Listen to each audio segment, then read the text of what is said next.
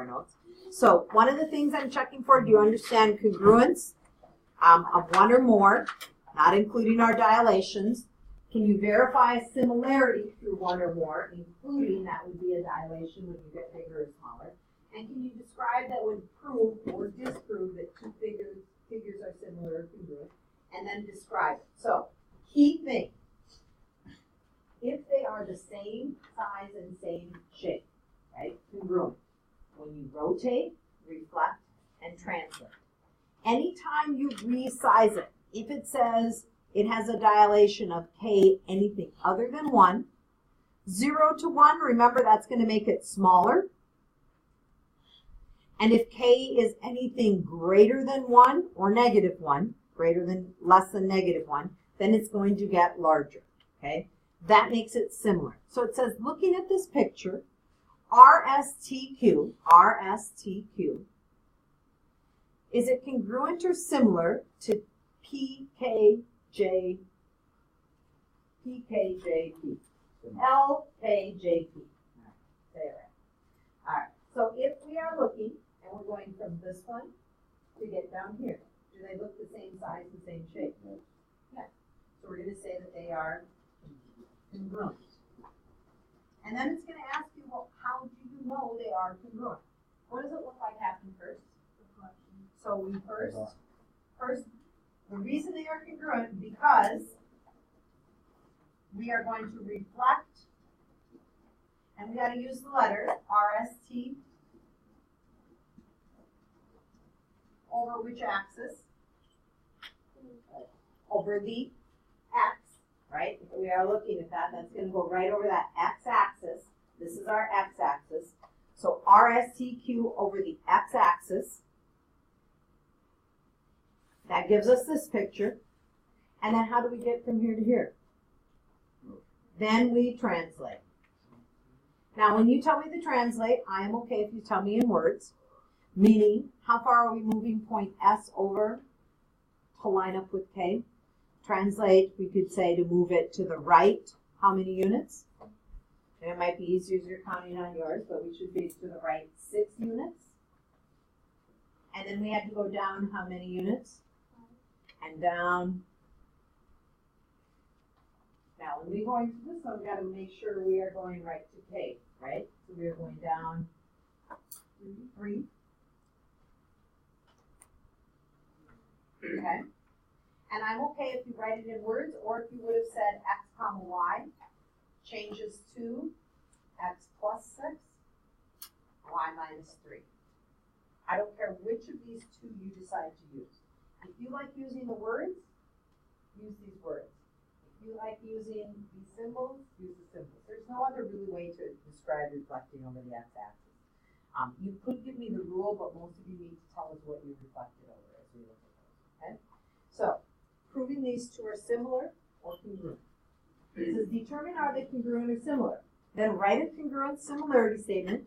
Write a sequence, a transformation that proves it. Here is the key thing.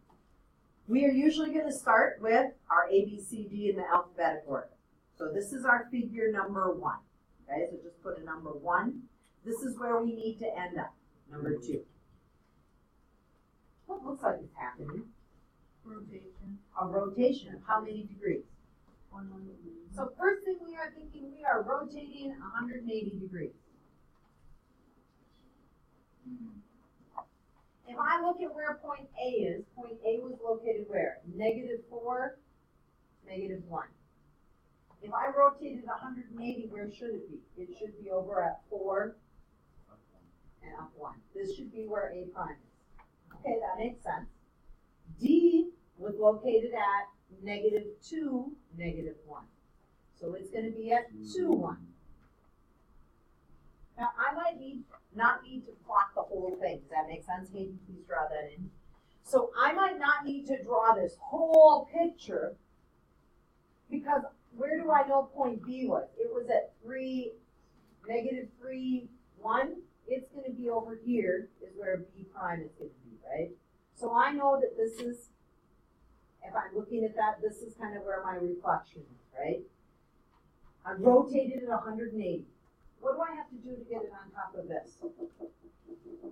What do I have to do now to move this line so that it's right here? I need to translate it how far back? One back, right? If I'm looking at this, because if I want this A prime to match up to F, I'm going to go back 1 and up 3. So I want to show you how we wrote that so that you can see how this is written. We have to first say that our two things are congruent. So in that box, if you please make sure you have this written down. Down below. And some of you will take 5 steps to instead of rotating it 180, you might have reflected over the X and reflected over the Y. So I just want you to make sure there's more than one way of doing this. Rotate 180 around the origin. Then we're going to translate it up 1 and to the left. Up 3 and to the 1 to the left. Therefore, they are congruent. So make sure you write this statement down. And again, when I was talking about this, there's more than one way. Last week, some of you were doing it many different ways, and some of you will make it much harder when you're doing these problems. Okay? Either one, writing it symbolically, x comma y, x minus y, comma, y plus 3, or writing it in words. Okay? So let's take a look at the next one. We have some time before we go to lunch. This time, what I want you to just do is, first off, I want you to tell me what are your two things that you'd say are congruent. What is congruent to what? Because they do look the same size and shape, right? So, if we start going around, we might start with which figure? M. JKLM. I like it. JKLM. Does it make sense if we start at JKLM that you're going to put TURS? Okay, almost. Next, what looks like is happening to turn this one that is vertical to make it horizontal? Looks like we are rotating it. And it looks like we're rotating it. Careful. So, JK, where is J and K located? Where are those 2 points? J is located at -3, -1. So I might list it. J is located at -3, -1. I'm going to put point K was at -2, -1. If we do a 90-degree rotation, right? Is it positive or negative 90 degree? We're going counterclockwise, right? So, or are we flipping it this way? Which way should we be going? It's positive. This is, if we're going around this way, this is our clockwise, so it is -90. When we think of that -90, that's telling us x comma y changes how? Put your arrow, please write this arrow. It becomes y and -x. So, where should J prime be?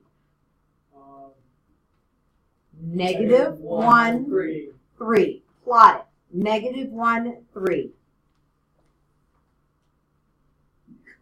Where is K prime? K prime was at -2, -1. The new K prime should be at -1, 2.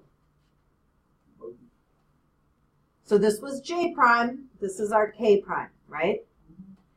And we could look at those other points. We could say 90 clockwise. What do you have to do now to get JK to match up to TU? We need to translate. And how would we say we are going to translate it? Translate it, how far do we have to move it? Are we moving it up or down?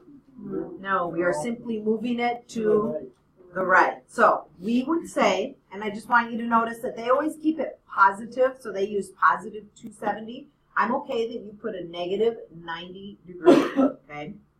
Make sure you keep the negative sign. So we rotated it -90 degrees around the origin. Then we translate it, if we are looking at this one. Is this what we did to ours? Did we rotate negative 90? And it says then translate 5 units to the right.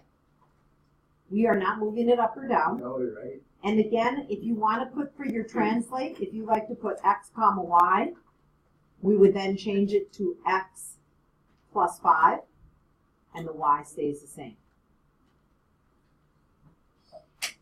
And you want to tell us, then it will match up with TURS, therefore they are congruent.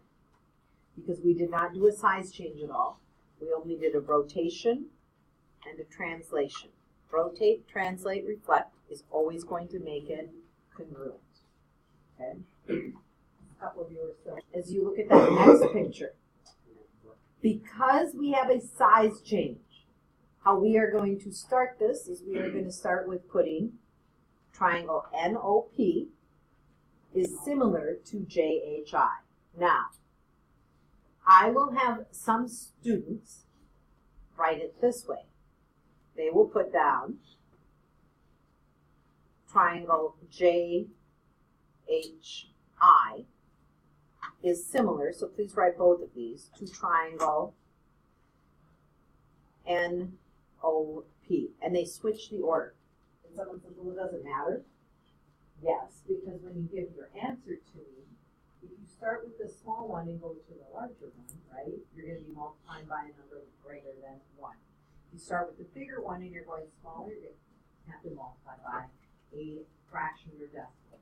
I want to look at the point for O. O, if I am looking at that point, is located at 1, 1, and H is located at 3, 3.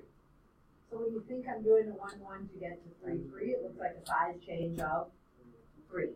And we are only doing the dilation, right? So in that one, we don't even have to translate it once we are looking at it, or we don't have to rotate. We're going to dilate NOP using a scale factor 3. Please write this down, Stephen. Can you write scale factor of 3? Can some of you put K equals 3? I would use that also. Dilate NOP with K equaling 3. But if you would have done this one, if you would have started with the bigger one, then you have to say you're going to dilate, and it's going to be K equals 1/3. So do you see the difference? This one, you're going from 3, 3, you'd be multiplying it by a third to get it smaller. And you're going to see the answers kind of usually just one way in the back when you are looking at those. All right, we got that next page. This page, I want you to try it first. Okay? So try it first. You're going to put the congruent statement, the ABC, either congruent or similar. So the difference is, this is similar when you use just the one squiggly line. Congruent is when you use the equal sign with that. That's a congruent symbol. So what I want you to do is, looking at these two triangles, try and picture it. When you look at them many ways. They say take DEF and rotate it like this. Would that work? And then reflecting it. So this test will take a long time to correct when we do this part of the test. And when you look at your homework, just know the one answer in the back is not the only one. So this one is negative 90, then it's reflecting over the x-axis. When Kine did it, he said, nope, I'm going to start with this one, and I'm going to reflect it. We looked at ABC, and we would have reflected it down here and got this one in pink, okay? And then reflected it. So there's different ways of doing this. If I was going to this one, the other way is rotate positive 90, and then translate, or then reflect, excuse me. And here, we would have, if we were going to this one, and we got this picture in the pink, we would have reflected it still over our y-axis. So I just want you to know that there's more than one way when you take a look at those answers. That last picture, this one I want you to try total. Yes. So I want you to just take a look. Some of you said there was a lot of dilate by a half. So this is -4, -2. It's now going to be at -2n, right? This would be dilate a half. That'd be t prime. V prime would have been at 1 and down 2.5, right? Has to be a fraction because you have to get smaller, right? So here would have been those 2 points, and if we are looking, this one would have been located right here, right? So this is dilate by a half. And then you should have just reflected it over the axis. Now, what if you didn't dilate first and you said, and here's how you spell dilate, it's not like D-I-A-L, it's D-I-L-A-T-E, 1/2. I would be okay if you saying 0.5. I would be okay if you said 1/2 written this way, then reflect it. I had some of you say, I'm going to reflect it first. Can you do that? Yes, that would totally work. I got it right. If you reflect first, you're just going to have the picture being up here when we are taking a look at it, this picture, and you would have gone here and then shrunk it, right?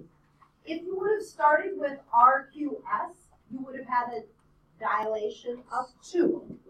So those of you that said dilation of 2, that's if you start with the small and go big, okay? And I don't really care in your homework if you start with the smaller one and go larger or larger and go smaller.